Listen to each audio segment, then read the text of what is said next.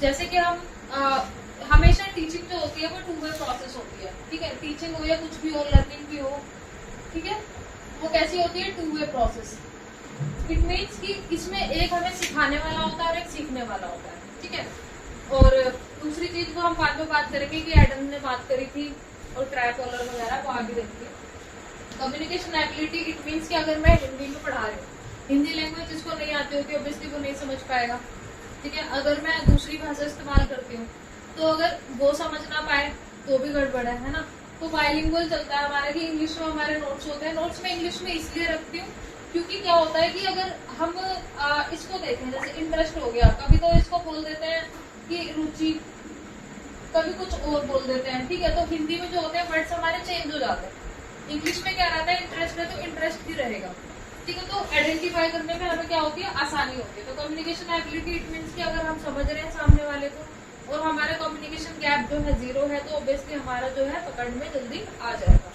Next होता है method of learning, कि जिस मेथड से हम सीख रहे हैं क्या वो हमारे अप्रोप्रिएट है, क्या सामने वाले के अप्रोप्रिएट है, बच्चों के अप्रोप्रिएट है। देखो अगर बच्चों को मैं लेक्चर मेथड सिखाऊंगी तो वो सुनेंगे नहीं, वो इधर भाग उधर भाग, ये कर वो कर। शायद आपने छोटे बच्चों के साथ इंटरेक्शन किया भी हो, छोटे बच्चों के साथ इंटरेक्शन करना बहुत बहुत डिफिकल्ट है उनके लिए जिन लोगों को बच्चे बोरिंग लगते हैं या फिर उनको संभालने में नहीं आते। जबकि बच्चों का अटेंशन ग्रैब करना बहुत छोटी सी बात है। उनके सामने बिल्कुल एक्टिव रहो, एक्टिव रहो, उनके लेवल पे जाके बात करो, उनके लेवल पे उनको प्ले वे मेथड से सारी चीजें सिखाओ तो समझ पाएंगे। लेकिन बड़ी क्लासेस में क्या मैं इसको प्ले वे से सिखाऊं? नहीं। क्यों? वो तो बिल्कुल टाइम वेस्टिंग लगेगा। यस, इसी तरीके से कि हमारा जो मेथड होगा लर्निंग का वो भी बहुत ज्यादा मैटर करता है। नेक्स्ट होता है हमारा इन्फॉर्मेशन फीडबैक, कि हमारी जो भी इंफॉर्मेशन हमें मिल रही है, ठीक है, उसका फीडबैक कैसे जा रहा है। जैसे मानो कि कोई चीज आपको समझ में आई, ठीक है, तो आपकी जो इन्फॉर्मेशन जो आपके यहाँ आई तो उसका फीडबैक ये कि समझ में आई तो आपको क्या लगेगा? इंटरेस्टिंग लगेगा। पर अगर आपको समझ में नहीं आई तो आप डिमोटिवेट हो जाओगे वहीं पर।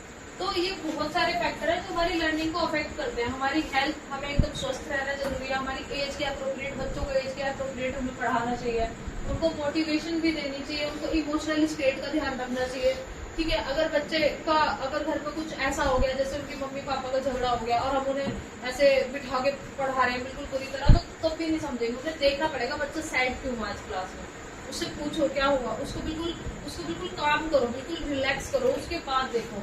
नेक्स्ट होता है कि नेचर कैसा होना चाहिए? मटेरियल का एकदम अच्छा होना चाहिए। इट मीन्स कि उनका जो मेंटल लेवल है उसके अकॉर्डिंग होना चाहिए।